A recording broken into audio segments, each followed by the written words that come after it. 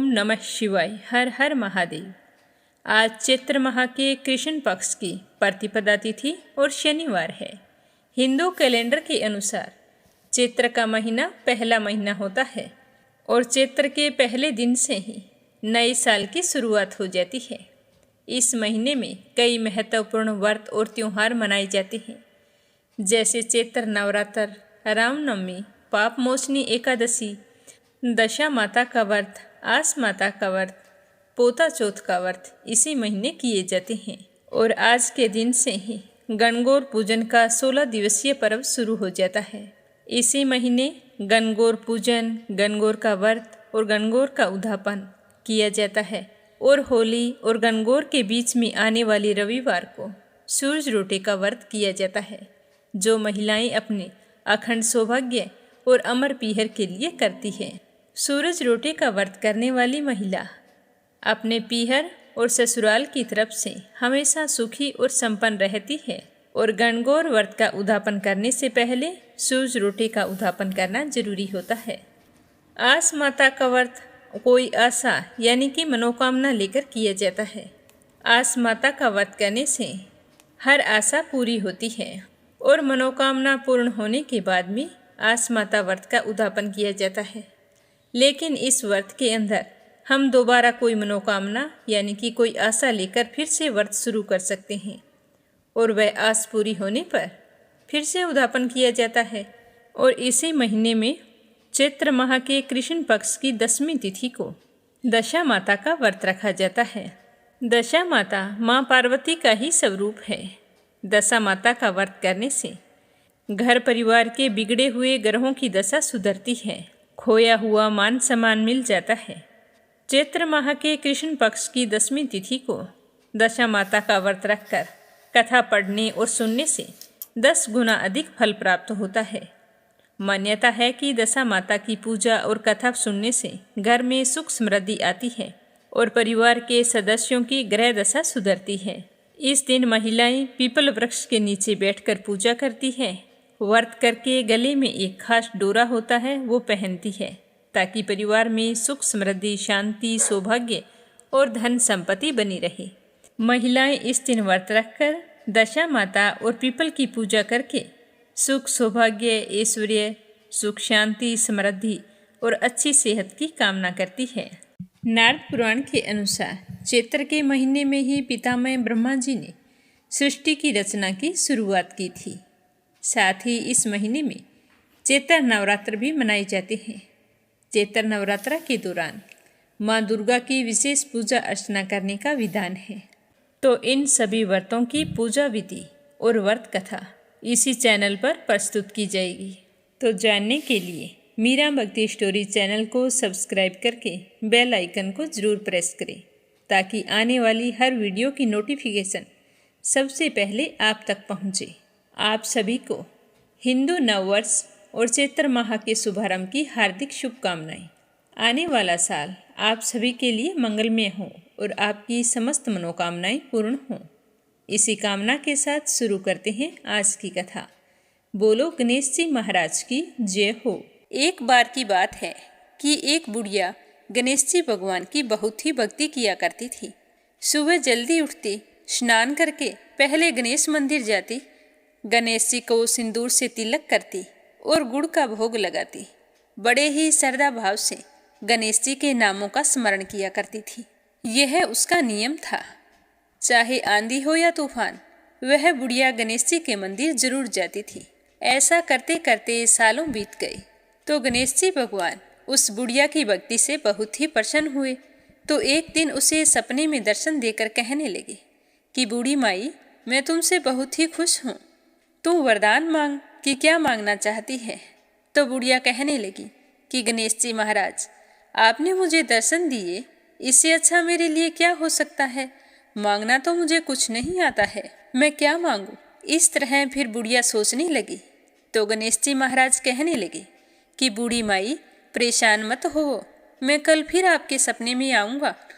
तब तक तुम आराम से सोच लेना कि तुम्हें वरदान में क्या मांगना है। वरदान मैं तुम्हें एक ही दूंगा।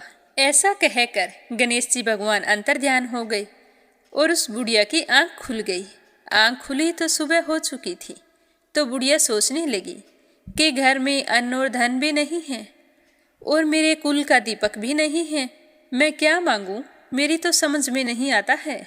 तो इस तरह सोचते हुए बुढ़िया ने अपने पुत्र को बुलाया और पूछा कि बेटा, मुझे गणेश जी ने रात सपने में दर्शन दिए थे और बोल रहे थे कि मैं तुम्हारे पूजा पाठ से बहुत ही प्रसन्न हूँ।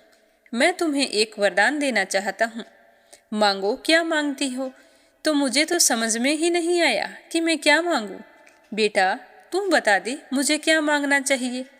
तो बुढ़िया का पुत्र कहने लगा कि माँ, तुम गणेश जी से बहुत सारा धन दौलत मांग लो, हमारी गरीबी दूर हो जाएगी तो हमें सब कुछ मिल जाएगा।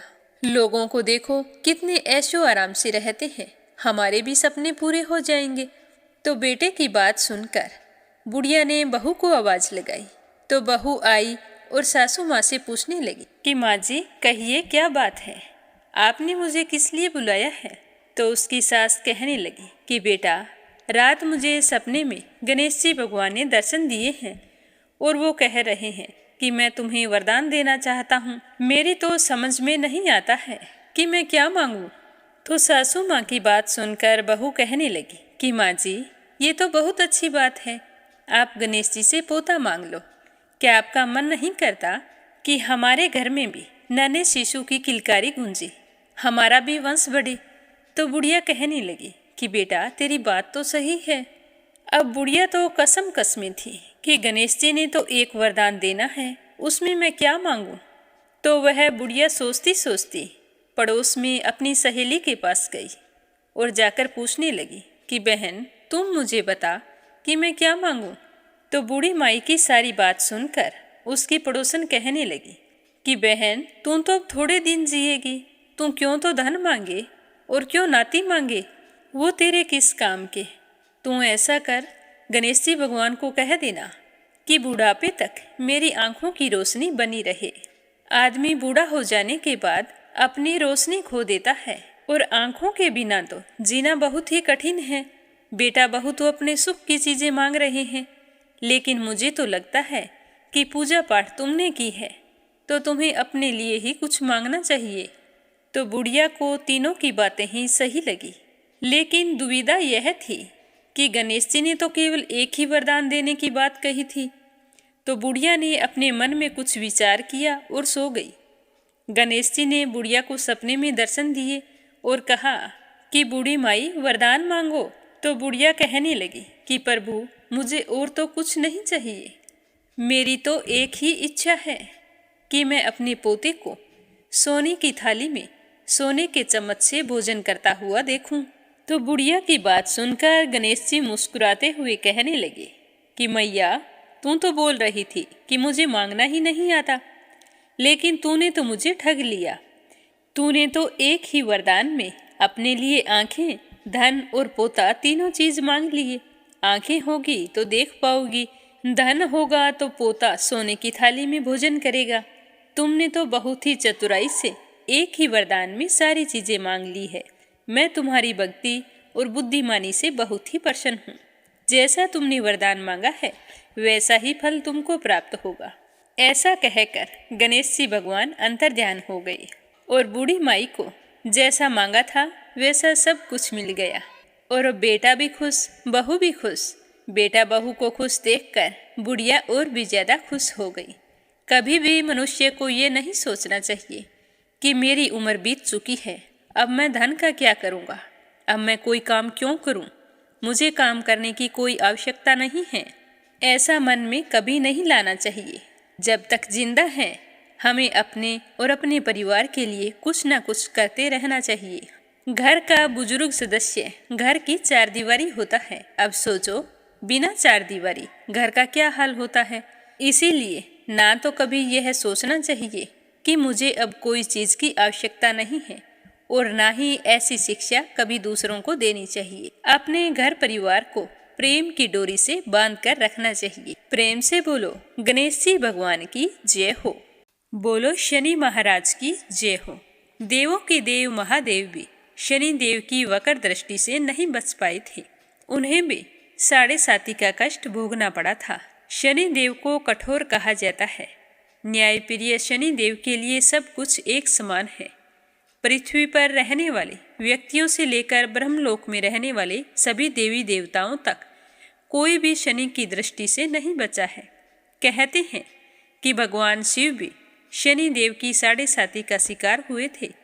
पौराणिक कथाओं के अनुसार एक दिन भगवान शिव कैलाश पर्वत पर बैठे थे, तो उसी समय शनि देव भगवान शिव के पास आए और उन्हें आदरपूर्वक प्रणाम करके कहने लगे कि हे देव, कल मैं आपकी राशि में वक्र दृष्टि से प्रवेश करने वाला हूँ। तो शनि देव की यह बात सुनकर भगवान शिव मुस्कुराए और कहने लगे कि शनि देव, आप कितने समय तक अपनी वक्र दृष्टि मुझ पर बनाए रखेंगे? तो शनि देव ने भगवान शिव से कहा कि हे नाथ, मैं कल आपकी राशि में 1.25 पहर मेरी वक्र दृष्टि रखूँगा। तो भगवान शिव थोड़ा चिंतित हुए और शनि की बात सुनने के बाद इसका उपाय सोचने लगे। फिर सोचते सोचते अगले दिन से पहले ही भगवान शिव मृत्यु लोक में पहुंच गए। वहां पर जाकर हाथी का रूप धारण कर लिया और सोचने लगे कि अब जब उन्हें शनि देव देखेंगे ही नहीं तो भला वक्र दृष्टि मुझ पर कैसे पड़ेगी। फिर इसी तरह हाथी के रूप में ही 1.25 पहर पूरा हो गया। पूरा होते ही उन्होंने वापिस अवतार लिया और कैलाश आ पहुँचे। तो कैलाश में भगवान शिव ने शनि देव को उनका इंतजार करते हुए देखा। प्रसन्नचित भाव से उन्होंने शनि से कहा कि आपकी वक्र दृष्टि का मुझ पर कोई भी असर नहीं हुआ। तो भगवान शिव की बात सुनकर शनिदेव मुस्कुराए और कहने लगे कि हे देव, आप मेरे गुरु हैं। मेरी दृष्टि से ना तो देव बच पाए हैं और ना ही दानव बच पाए हैं। आप पर मेरी वक्र दृष्टि का असर पड़ा था, इसी वजह से आपको 1.25 पहर तक देवलोक छोड़ना पड़ा था और देव योनि से पशु योनि में समय बिताना पड़ा था। तो हैरान हुए भगवान शिव ने जब ये बात सुनी तो शनि देव को अपने सीने से लगा लिया।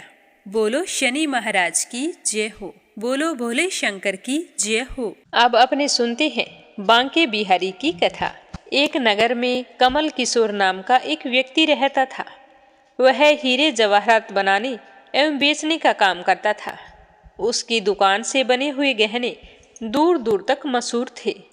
लोग दूसरे शहर से भी कमल किशोर की दुकान से गहने लेने एवं बनवाने के लिए आते थे। चाहे हाथों के कंगन हो, चाहे गले का हार हो, कानों के कुंडल हो, उसमें हीरे एवं सोने की बहुत ही सुंदर मीनाकारी होती थी। इतने सुंदर गहने बनाता कि देखने वाले हैरान रह जाते। इतना बड़ा कारोबार होने के बाद भी कमल किशोर जी बहुत ही शांत एवं सरल स्वभाव के व्यक्ति थे। उन्हें धन का घमंड बिल्कुल भी नहीं था। एक दिन उसका कोई मित्र उसकी दुकान पर आया, जो अपनी पत्नी के साथ वृंदावन गया हुआ था। जब वह वापिस आ रहा था तो उसने सोचा कि अपने मित्र कमल किशोर से मिलता चलूं और वृंदावन से जो प्रसाद लाया हूँ थोड़ा सा उसे भी देता चलूं। यह सोचकर दोनों पति पत्नी कमल किशोर की दुकान पर पहुंच गए। तब कमल किशोर का एक कारीगर एक सोने एवं हीरे जड़ित बहुत ही सुंदर हार बनाकर कमल किशोर को देने के लिए आया था। तो कमल किशोर उस हार को देख रहा था कि इतने में उसका मित्र दुकान पर पहुंच गया। कमल किशोर का मित्र अपने साथ वृंदावन से बहुत ही सुंदर लड्डू गोपाल लेकर आया था। वह बहुत ही सुंदर था। जब वह लड्डू गोपाल को लेकर अपने मित्र की दुकान पर बैठा तो कमल किशोर अपने मित्र से मिलकर बहुत ही खुश हुए और उसकी गोद में नन्हा सा लड्डू गोपाल देखकर बड़े ही आनंदित हुए, क्योंकि लड्डू गोपाल जी के मनमोहक रूप और सौंदर्य को देखकर उनका तो मन खिल गया। उन्होंने अपने हाथ में जो पकड़ा हुआ हार था वह लड्डू गोपाल के गले में डाल दिया और अपने मित्र से कहने लगे कि देखो तो सही, इस हार की शोभा लड्डू गोपाल के गले में पड़ने से कितनी बढ़ गई है। तो इस तरह उसका मित्र और कमल किशोर आपस में खूब देर तक बातें करते रहे। बातों बातों में उसका मित्र लड्डू गोपाल को लेकर वहां से चल पड़ा, लेकिन वो हार लड्डू गोपाल के गले में ही रह गया। दोनों को भी इस बात का पता नहीं था कि हार लड्डू गोपाल के गले में ही पड़ा है। तो इस तरह कमल किशोर का मित्र अपनी पत्नी के साथ एक टैक्सी में सवार होकर अपने घर के लिए रवाना हो गए। जब वो टैक्सी से उतरे तो भूलवश लड्डू गोपाल को टैक्सी से उतारना भूल गए। वो तो टैक्सी में ही रह गए। टैक्सी वाला आदमी बहुत ही गरीब था, जिसका नाम बाबू था, जो दूसरे शहर में रहता था और यहाँ पर अपने परिवार का पालन पोषण करने के लिए टैक्सी चलाता था। उसके परिवार में सिर्फ उसकी पत्नी थी और वह हर 7वें दिन अपने घर जाता था। आज उसे अपने घर वापस जाना था, जो कि दूसरे शहर में था। जब वो टैक्सी लेकर बाबू अपने घर पहुंचा तो टैक्सी को रोककर जब उसका ध्यान पिछली सीट पर गया तो उसने देखा कि लड्डू गोपाल जी बैठे हैं, बड़े ही शाही तरीके से पिछली सीट पर गले में हार धारण करके बड़े ही सुंदर शोभा पा रहे हैं। तो यह देखकर बाबू एकदम से घबरा गया और सोचने लगा कि यह लड्डू गोपाल किसके हैं। लेकिन अब वह दूसरे शहर में अपने घर जा चुका था, जो कि काफी दूर था। ना वो सवारी का घर जानता था, ना उनका नाम पता जानता था। तो वह तो दुविधा में पड़ गया कि क्या करे क्या नहीं। लेकिन फिर भी उसने बड़ी श्रद्धा से हाथ धोकर लड्डू गोपाल जी को उठाया और अपने घर के अंदर प्रवेश कराया। जैसे ही वह लड्डू गोपाल को अपने घर के अंदर लेकर गया तो उसकी पत्नी ने अपने पति के हाथ में लिए हुए लड्डू गोपाल को देखा तो बहुत ही खुश हुई कि इतने सुंदर स्वरूप वाले लड्डू गोपाल मेरे पति लेकर आए हैं। तो उसने जल्दी से अपने पति के हाथों से ले लिया। उनकी शादी को 8 साल हो चुके थे, लेकिन अभी तक उनके कोई संतान नहीं थी। तो उसको गोद में लेते ही उसे ऐसे लगा कि जैसे मैंने मेरे बच्चे को ही गोद में ले लिया है। उनकी ममता जाग उठी और आंखों से झरझर करके आंसू बहने लगे। तो बाबू की पत्नी मालती ने गोपाल जी को कसकर अपने सीने से लगा लिया और आंसू बहाते हुए बोली कि स्वामी, तुम नहीं जानते हो कि आज तुम मेरे लिए कितना अनमोल रतन लेकर आए हो। तो बाबू कुछ नहीं समझ पा रहे थे कि मेरी पत्नी को अचानक से क्या हो गया है। लेकिन उनकी पत्नी तो जैसे बावली हो गई थी। वह गोपाल जी को जल्दी जल्दी अंदर ले गई और उससे बातें करने लगी। कहने लगी कि अरे लल्ला, इतनी दूर से आए हो, तुम्हें भूख लग गई होगी। फिर उसने जल्दी जल्दी मधु एवं घी से बनी हुई चूरी बनाकर और साथ में दूध लेकर ठाकुर जी को भोग लगाया।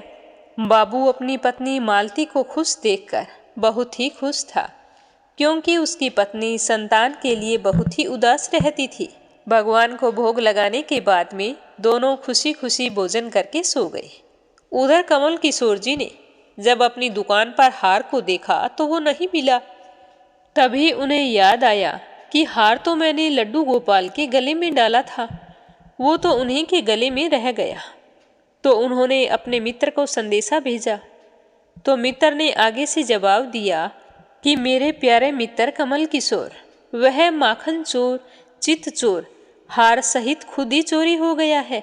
मैं तो खुद परेशान हूँ। मैं उसे वृंदावन से कितने प्रेम से लेकर आया था, वो तो उस दिन उसी टैक्सी में रह गया। अब कमल किशोर तो परेशान हो गया और सोचने लगा कि ना जाने इतना कीमती हार कहाँ चला गया है। मेरे तो लाखों का नुकसान हो गया। लेकिन फिर भी अपने सरल स्वभाव के कारण अपने मित्र को कुछ नहीं कहा और मन में सोचने लगे कि चलो कोई बात नहीं, मेरा हार तो ठाकुर जी के अंग लग गया है। अगर मेरी भावना सच्ची है तो ठाकुर जी उसको पहने रखें। उधर बाबू एवं उसकी पत्नी मालती दिन रात ठाकुर जी की सेवा करते, उसे अपने बेटे के समान ही मानते थे। तो उन पर लड्डू गोपाल की कृपा हुई। मालती के घर एक बहुत ही सुंदर बेटी ने जन्म लिया। तो वो दोनों पति पत्नी बहुत ही खुश हुए और कहने लगे कि यह तो सब लड्डू गोपाल का चमत्कार है। अब हमारे यहाँ एक बेटा और एक बेटी है। अब तो हमारा परिवार पूरा हो गया है। मालती लड्डू गोपाल जी को इतना स्नेह करती थी कि रात में उठ उठ कर देखती थी कि लड्डू गोपाल जी को कोई कष्ट तो नहीं है। उसके खाने पीने से लेकर सोने तक खूब ध्यान रखती थी।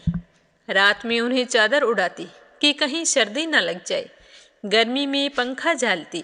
इसी तरह समय बीतता जा रहा था। एक दिन कमल किशोर व्यापार के सिलसिले में उसी शहर में जाना पड़ा जहां बाबू रहता था। लेकिन जब कमल किशोर उस शहर में पहुंचे तो अचानक से इतनी तेज बारिश शुरू हो गई कि कमल किशोर जी को जहां पहुंचना था वहां पहुंच नहीं पाए और बस स्टैंड पर खड़े बारिश के रुकने का इंतजार कर रहे थे। तभी वहां पर बाबू अपनी टैक्सी लेकर आया और उसने परेशान कमल किशोर को पूछा कि बाबूजी, आप यहाँ क्यों खड़े हो? बारिश तो रुकने वाली नहीं है, पूरे शहर में पानी भरा हुआ है, आप अपनी मंजिल तक नहीं पहुंच पाओगे। अगर आप रुकना चाहते हो तो मेरा घर पास में ही है, अगर चाहो तो मेरे साथ चलो। तो कमल किशोर जी के पास सोने एवं हीरे के काफ़ी गहने थे और वो अनजान टैक्सी वाले के साथ चलने के लिए घबरा रहे थे। फिर उनके पास कोई चारा भी नहीं था। बारिश रुकने का नाम नहीं ले रही थी और भी ज़्यादा तेज हो रही थी। तो वो टैक्सी वाले बाबू के साथ बैठकर उसके घर चले गए। घर पहुंचते ही बाबू ने मालती को आवाज़ दी कि आज हमारे घर मेहमान आए हैं, उनके लिए खाना बनाओ। तो कमल किशोर देखने लगे कि बाबू का घर है तो छोटा सा, लेकिन बहुत ही सुंदर सजा हुआ है और घर में एक बहुत ही सुंदर इत्र की खुशबू आ रही है जो हृदय को आनंदित कर रही है। थोड़ी देर बाद मालती ने भोजन तैयार कर दिया। जैसे ही उनको भोजन परोसा तो कमल किशोर को उसमें अमृत जैसा स्वाद आया। भोजन करते समय कमल किशोर का ध्यान बार बार उसी दिशा की तरफ जा रहा था जहां पर ठाकुर जी विराजमान थे। वहां से उनको एक अजीब तरह का प्रकाश नजर आ रहा था। तो हार कर कमल किशोर ने बाबू से पूछा कि अगर आपको कोई ऐतराज ना हो तो मैं आपसे एक बात पूछ सकता हूँ। तो बाबू ने कहा कि बाबूजी जरूर पूछिए, आप क्या पूछना चाहते हैं। तो कमल किशोर कहने लगे कि आपकी उस दिशा में क्या रखा है, मेरा ध्यान बार बार उसी की तरफ आकर्षित हो रहा है। तो बाबू एवं मालती ने एक दूसरे की तरफ मुस्कुराते हुए कहा कि वहां पर तो हमारे घर के सबसे अहम सदस्य लड्डू गोपाल जी विराजमान हैं। तो कमल किशोर कहने लगे, आपकी आज्ञा हो तो मैं भी उनके दर्शन करना चाहता हूँ। तो मालती उनको उस कोने में ले गई जहाँ लड्डू गोपाल जी विराजमान थे। कमल किशोर जी लड्डू गोपाल जी को और उनके गले में पड़े हार को देखकर एकदम से हैरान हो गए और कहने लगे कि ये तो वही लड्डू गोपाल है और ये हार भी वही है जो मैंने अपने मित्र के लड्डू गोपाल जी के गले में डाला था। तो कमल किशोर जी ने बड़ी नम्रता से पूछा कि आप इस लड्डू गोपाल को कहाँ से लेकर आए हो। तो बाबू, जिसके मन में कोई छल कपट नहीं था, उसने झट से कमल किशोर जी को सारी बात बता दी कि कैसे उसको सौभाग्य से लड्डू गोपाल जी मिले और उनके हमारे घर आने से हमारा दुर्भाग्य कैसे सौभाग्य में बदल गया। तो कमल किशोर जी कहने लगे कि क्या तुम जानते हो कि जो हार लड्डू गोपाल के गले में है उसकी कीमत क्या है। तो बाबू और मालती ने बड़ी विनम्रता से हाथ जोड़कर कहा कि कोई चीज़ हमारे लड्डू गोपाल जी के अंग लग गई, हम उसका मूल्य नहीं जानना चाहते। हमारे लाला के सामने किसी भी चीज़ का कोई मूल्य नहीं है। तो कमल किशोर एकदम से चुप हो गए और उन्होंने मन ही मन सोचा कि चलो अच्छा हुआ मेरा हार ठाकुर जी ने अपने अंग लगाया हुआ है। फिर लड्डू गोपाल जी को प्रणाम करके सो गए। अगले दिन सुबह जब वो चलने के लिए तैयार हुए तो बाबू उनको टैक्सी में बैठाकर उनकी मंजिल तक पहुंचाने गया। जहां कमल किशोर जी को जाना था वहां पर वो पहुंच गए। टैक्सी से उतरकर जाने लगे तो बाबू ने आवाज़ दी कि बाबूजी जरा रुको, आपका कोई सामान हमारी टैक्सी में रह गया है। लेकिन कमल किशोर ने कहा कि मेरा तो कोई सामान नहीं रखा था। तो बाबू ने कहा कि ये देखो बैग है आपका। तो कमल किशोर ने उस बैग को खोलकर देखा तो उसमें बहुत सारे पैसे थे। तो कमल किशोर एकदम से हैरान हो गया क्योंकि वे तो उतने पैसे थे जितनी उस हार की कीमत थी। तो कमल किशोर की आंखों में आंसू आ गए और सोचने लगे कि जब तक मैंने निश्चल भाव से ठाकुर जी को वह हार धारण करवाया था तब तक उन्होंने पहने रखा, और जब आज मैंने बाबू और मालती से उस हार की कीमत पूछी तो मेरा अभिमान तोड़ने के लिए ठाकुर जी ने मुझे पैसे दे दिए हैं। तो वह ठाकुर जी से माफ़ी मांगने लगा, लेकिन अब क्या हो सकता था। इसीलिए हमारे अंदर ऐसे भाव होने चाहिए कि उसमें अहंकार ना हो, विनम्रता होनी चाहिए। क्योंकि हमारे अंदर अहंकार ना हो और हम सच्ची श्रद्धा रखते हैं तो भगवान हमें कभी भी परेशान नहीं होने देते। चाहे कमल किशोर ने बाबू और मालती से उस हार की कीमत पूछ ली और उसके मन में भी शायद यही होगा कि ये हार मैंने मुफ्त में लड्डू गोपाल को पहना दिया है, लेकिन ये कभी नहीं होता। क्योंकि जो चीज़ हमारे हाथ से भगवान के निमित्त हो जाती है तो भगवान किसी न किसी रूप में हमें उसकी कीमत चुका देते हैं। हमारे व्यापार में अचानक से लाभ होता है, हमारा कोई भी कार्य हो वो तरक्की करने लगता है। यह सब भगवान की माया होती है। इसीलिए अगर हमने जानबूझकर भी भगवान को कुछ चढ़ाया है या अनजानवश चढ़ा दिया है तो उसके बारे में कभी किसी से जिक्र नहीं करना चाहिए। क्योंकि हमारे पास जो कुछ है वो सब कुछ भगवान का दिया हुआ है। हमें तो भगवान का शुक्रिया अदा करना चाहिए कि हमें भगवान ने दान देने लायक बनाया है, और हमेशा यही प्रार्थना करनी चाहिए कि भगवान हमेशा मेरे कारोबार में बरकत बनाए रखना, ताकि मैं अपने हाथों से कुछ दान पुण्य कमा सकूं। बोलो बांके बिहारी की जय हो। अब अपने सुनते हैं विष्णु पुराण का आगे का अध्याय। तो प्रेम भाव से कहिए, श्री हरि विष्णु भगवान के अनंत स्वरूपों की जय हो। विष्णु पुराण की जय हो। आज मथुरा वासियों का हृदय धड़क रहा था, क्योंकि कंस की राजसभा में एक महान संग्राम होने वाला था। नगर की गलियां लोगों से भरी हुई थी। हर कोई श्री कृष्ण और बलराम के दर्शन करने को उत्सुक था। चारों दिशाएं जय श्री कृष्ण और जय बलराम के नारों से गूंज रही थी। परंतु कंस के सैनिक इस उत्साह को दबाने की भरपूर कोशिश कर रहे थे। राजमहल के विशाल प्रांगण में एक भव्य रंगभूमि तैयार की गई। चारों ओर ऊंचे ऊंचे मंच बनाए गए, जहां कंस और उसके मंत्रीगण बैठे हुए थे, और मुख्य मंच के ठीक सामने मल्ल युद्ध के लिए अखाड़ा तैयार किया गया था। उसके मध्य में खड़े थे चारुण और मुष्टिक, कंस के सबसे शक्तिशाली मल्ल। कंस ने अपने सिंहासन पर बैठकर चारों ओर दृष्टि दौड़ाई। उनके चेहरे पर एक कुटिल मुस्कान थी। उन्होंने गर्व से कहा कि अब इन ग्वालों को मेरी शक्ति का अनुभव होगा। आज इनके लिए कोई गोप और कोई गौवें रक्षा करने के लिए नहीं आएंगी।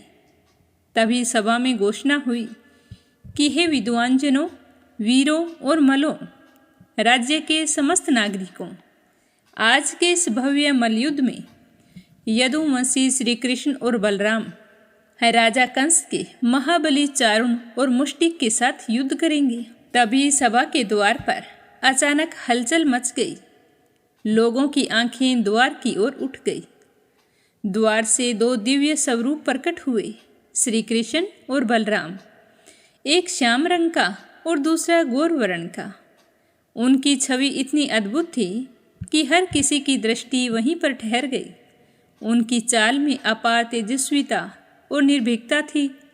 श्री कृष्ण की आंखों में गंभीरता थी, परंतु होठों पर हल्की सी मुस्कान थी। बलराम का मुखमंडल ऊर्जावान और बलशाली प्रतीत हो रहा था। वे दोनों सहज भाव से आगे बढ़ रहे थे। उन्हें देखकर यह लग रहा था कि यह कोई साधारण प्रतियोगिता हो। तो लोगों में हलचल मच गई। कोई कहने लगा कि देखो, यही हमारे रक्षक हैं।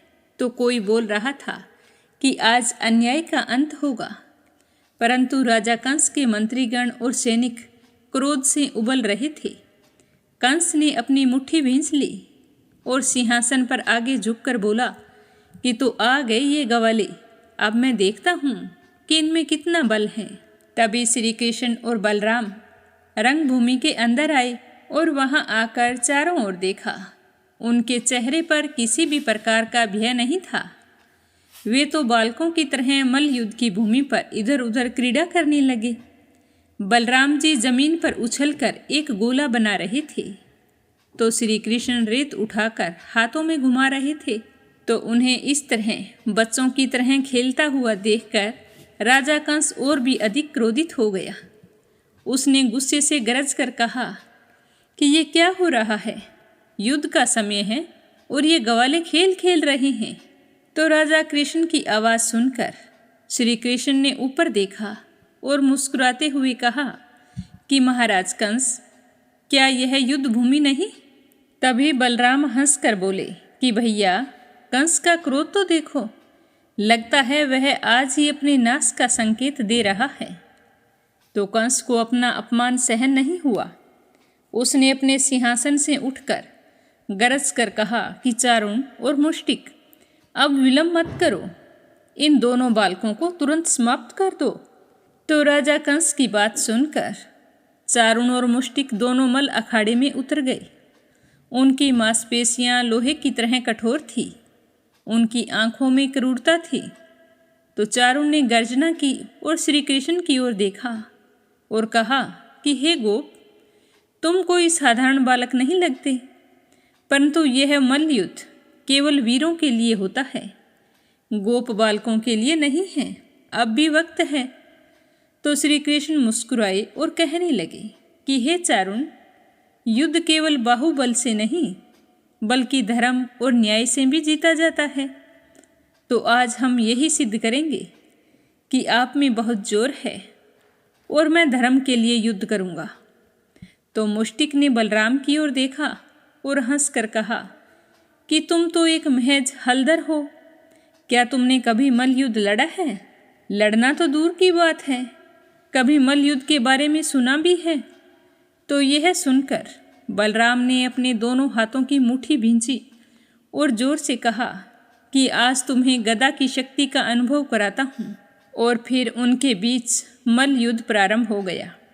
श्री कृष्ण और चारुण आमने सामने भिड़ गए, बलराम और मुष्टिक भिड़ गए। चारों योद्धा एक दूसरे पर आक्रमण करने लगे। सभागार में जय घोष गूंज उठा। मथुरा के लोग रोमांचित थे। आज धर्म और अधर्म का निर्णायक संग्राम प्रारंभ हो चुका था। चारों ओर घोषणाएं हो रही थी कि आज धर्म और अधर्म की परीक्षा होगी। मथुरा के लोग सांस रोके हुए युद्ध देख रहे थे। कंस के अत्याचारी मल्ल चारुण और मुष्टिक यदुवंश के दिव्य शक्ति संपन्न श्री कृष्ण और बलराम के विरुद्ध थे। पहले ही वार में चारुण ने अपनी विशाल भुजाएं फैलाकर श्री कृष्ण को दबोचने का प्रयास किया। वह सिंह के समान क्रोधित होकर गरजा कि हे गोप बालक, आज तुम्हारी सारी क्रीड़ाएं खत्म हो जाएगी। चारण की बात सुनकर श्री कृष्ण मुस्कुराने लगे और उन्होंने बड़ी सरलता से अपने शरीर को झटका दिया और चारुण की पकड़ को तोड़ दिया। फिर वे वज्र के समान वेग से उछले और चारुण की छाती पर प्रहार किया। तो अचानक से चाणूर का विशाल शरीर लड़खड़ा गया। वह यह वार सहन नहीं कर सका और अत्यधिक क्रोध से भर उठा। उसने गर्जना की और पुनः आक्रमण किया, परंतु श्री कृष्ण तो अत्यंत फुर्तीले थे।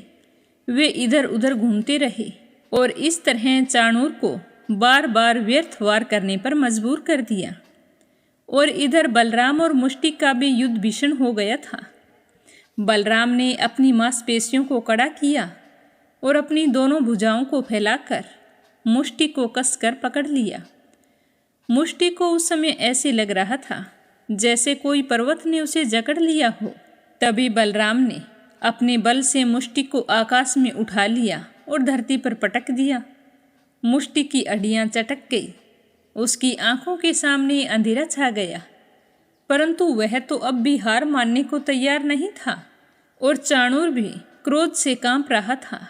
उसने अपने दोनों हाथों से श्री कृष्ण को पकड़ने का प्रयास किया, परंतु श्री कृष्ण बड़े ही सहज भाव से उसकी पकड़ से बच जाते। और फिर अचानक से श्री कृष्ण ने बिजली की गति से चाणूर के कंधे पकड़ लिए और उसे आकाश में घुमाकर धरती पर पटक दिया। चाणूर की विशाल देह धूल में गिर पड़ी और उसके मुख से एक जोरदार चीख निकली और उसी चीख के साथ वह निष्प्राण हो गया। यह देखकर कंस की सभा में एक क्षण के लिए सन्नाटा छा गया। फिर मथुरा के नागरिकों ने जोरदार जय घोष किया, कहने लगे कि जय श्री कृष्ण, धर्म की जय हो, अधर्म का नाश हो। और तभी बलराम ने अपनी गदा के समान हाथों से मुष्टि को पकड़कर आकाश में उठाया और उन्होंने एक बार उसे चारों दिशाओं में घुमाया और पूरी शक्ति के साथ धरती पर दे मारा तो मुष्टि की हड्डियां चूर चूर हो गई। उसका विशाल शरीर निर्जीव होकर धरती पर गिर पड़ा। तो यह देखकर कंस के सभी सैनिक भयभीत हो गए। मल्ल युद्ध समाप्त हो चुका था। श्री कृष्ण और बलराम विजयी हुए, परंतु यह तो केवल प्रारंभ था। कंस का विनाश अभी बाकी था। तो यह देखकर कंस के माथे पर पसीना आ गया और उसका चेहरा पीला पड़ गया। वह क्रोध से कांप उठा और जोर से चिल्लाया कि सैनिकों, इन ग्वालों को पकड़ लो, इन्हें जीवित मत छोड़ना। परंतु अब तो समय बदल चुका था। श्री कृष्ण और बलराम ने एक दूसरे की ओर देखा और उन्होंने कंस के महल की ओर प्रस्थान किया। अब मथुरा में धर्म की स्थापना जो होने वाली थी और अत्याचार का अंत निश्चित हो चुका था। चाणूर और मुष्टि के वध के बाद में मथुरा के निवासी खुश भी हो रहे थे, साथ में भयभीत भी थे। उनकी खुशी का कारण ये था कि श्री कृष्ण और बलराम ने अन्याय का प्रतिकार किया, और भयभीत इसलिए थे क्योंकि कंस अभी जीवित था।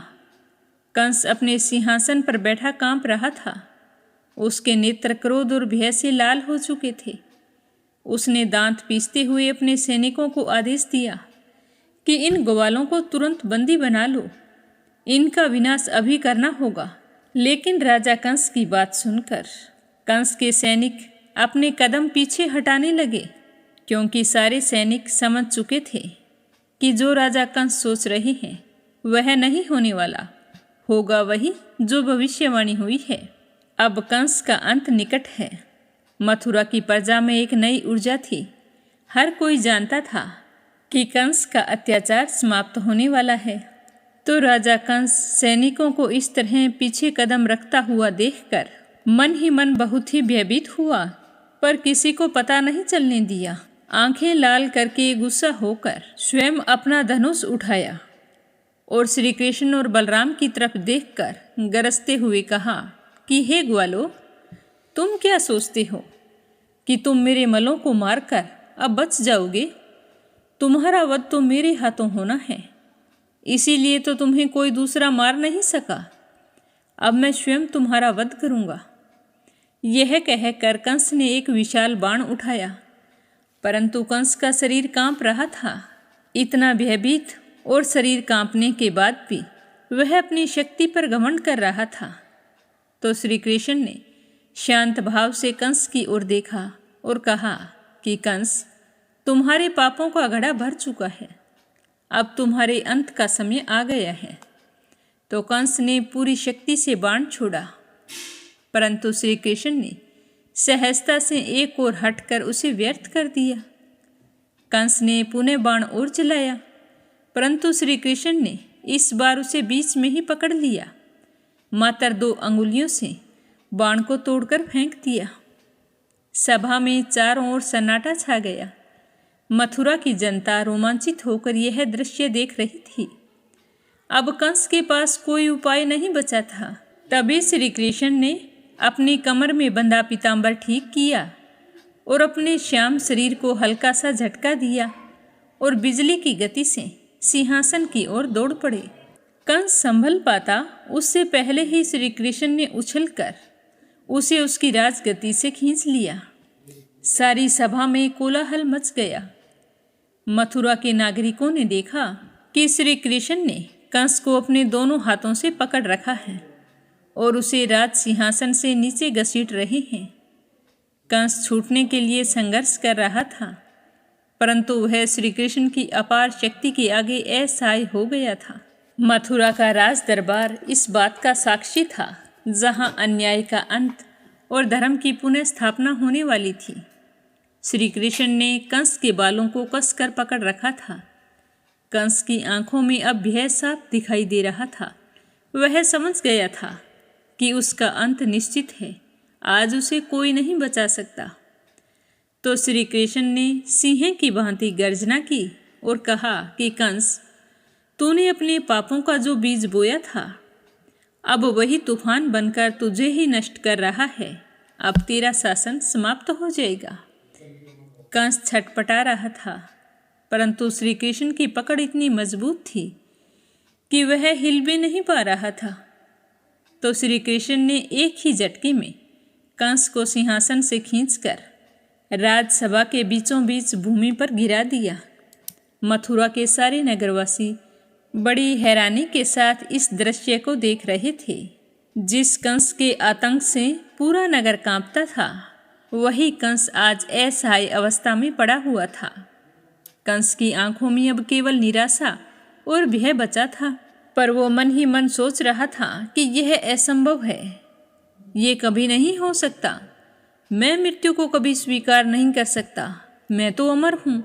इस तरह सोचता हुआ अचानक जोर से बोल पड़ा कि मेरी मृत्यु नहीं हो सकती। मैं नहीं चाहता कि मेरी मृत्यु हो, मैं तो अमर हूँ।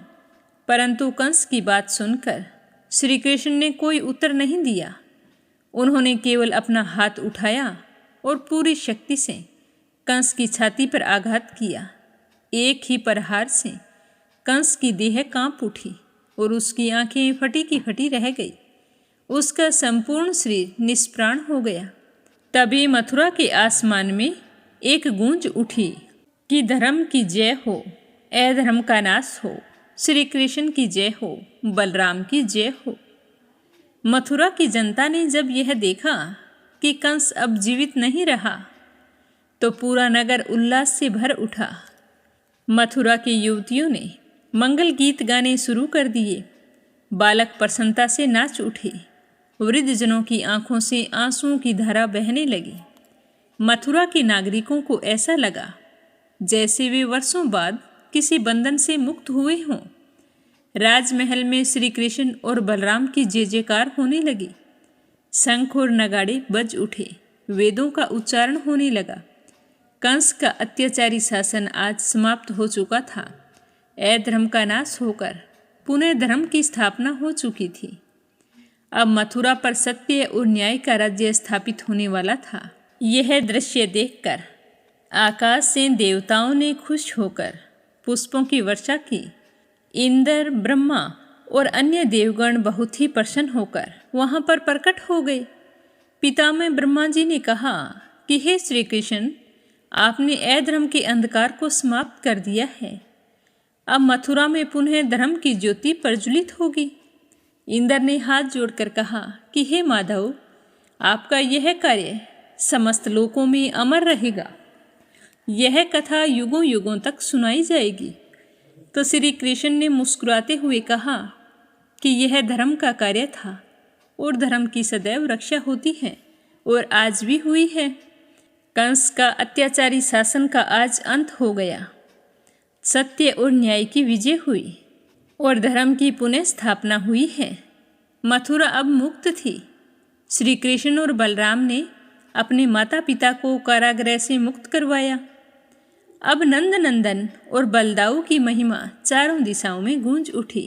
इससे आगे क्या हुआ यह सुनेंगे कल के अध्याय में। आज की कथा को यहीं पर विराम देते हैं। श्रद्धा भाव से सुनने के लिए आप सभी का बहुत बहुत धन्यवाद। भगवान श्री हरि आपकी सारी मनोकामनाएं पूर्ण करे।